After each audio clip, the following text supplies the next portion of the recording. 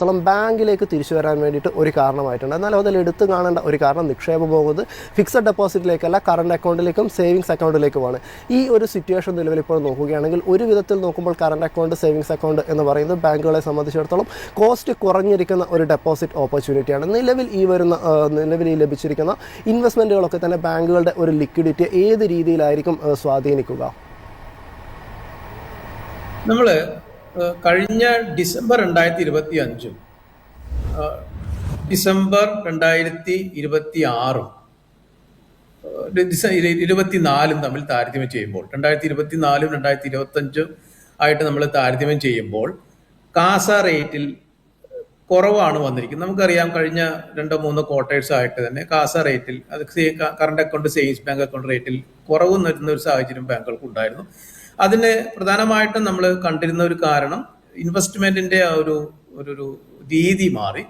പ്രത്യേകിച്ചും ചെറുപ്പക്കാരുടെ ഇടയിലും പുതുതായിട്ട് ജോലി കിട്ടുന്ന ആളുടെ ഇടയിലും പിന്നെ പൊതുവെയും സ്റ്റോക്ക് മാർക്കറ്റിലെ ഉള്ള ഒരു റിട്ടേണിന്റെ ഒരു പ്രതീക്ഷ കൊണ്ടും അവിടെ ഉള്ളൊരു ബുള്ളിഷ് നേച്ചർ കൊണ്ടും ആളുകൾ കൂടുതലായിട്ട് ഇൻവെസ്റ്റ്മെന്റ് നമ്മൾ ഷെയർ മാർക്കറ്റിലേക്കും മ്യൂച്വൽ ഫണ്ടിലേക്കും സിപ്പിലേക്കും എല്ലാം ഇൻവെസ്റ്റ് ചെയ്യുന്ന ഒരു രീതിയാണ് നമ്മൾ കുറച്ച് 1-2-3 വർഷങ്ങളൊക്കെ ആയിട്ട് കണ്ടുവരുന്നത്. അതുകൊണ്ടാണ് കാസയിൽ ബാങ്കുകൾക്ക് ഒരു ചലഞ്ച് ഉണ്ടായിരുന്നത്. പക്ഷെ ഈ ലാസ്റ്റ് ക്വാർട്ടറിൽ Q4 2026 ജനുവരി മുതൽ മാർച്ച് വരെയുള്ള ഒരു സാഹചര്യം നോക്കിയാൽ കാസയുടെ റേറ്റിൽ ഏകദേശം വിവിധ ബാങ്കുകളിൽ വിവിധ രീതിയിലാണ് മാറ്റങ്ങൾ വന്നിരിക്കുന്നത്. എന്നാലും ഒരു 5 ബേസിസ് പോയിന്റ്സ് മുതൽ 100 ബേസിസ് പോയിന്റ്സ് വരെയുള്ള ഇൻക്രീസ് വന്നതായിട്ട് കാണാം കാസയിൽ.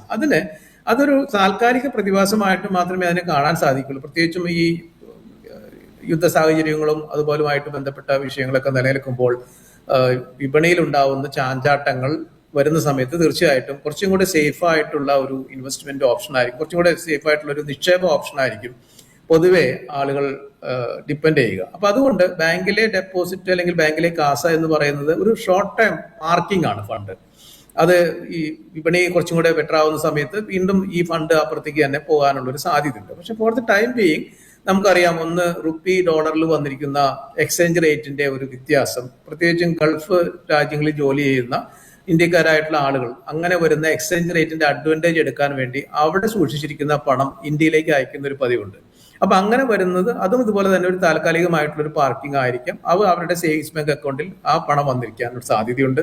അതുപോലെ തന്നെ നമ്മുടെ സ്റ്റോക്ക് മാർക്കറ്റിലേക്കും മ്യൂച്വൽ ഫണ്ടിലേക്കും ഒക്കെ പോയിക്കൊണ്ടിരുന്ന ഫണ്ട് താൽക്കാലികമായിട്ട് സേവിങ്സ് ബാങ്ക് അക്കൗണ്ടിൽ തന്നെ പാർക്ക് ചെയ്തിരിക്കുകയാണ്. ടെമ്പററി പാർക്കിംഗ് ആയിട്ട് തന്നെ കണ്ടാൽ മതി. അതുകൊണ്ടാണ് അവിടെ ഒരു ഗ്രോത്ത് നമുക്കിപ്പോൾ കാണാൻ സാധിച്ചത്.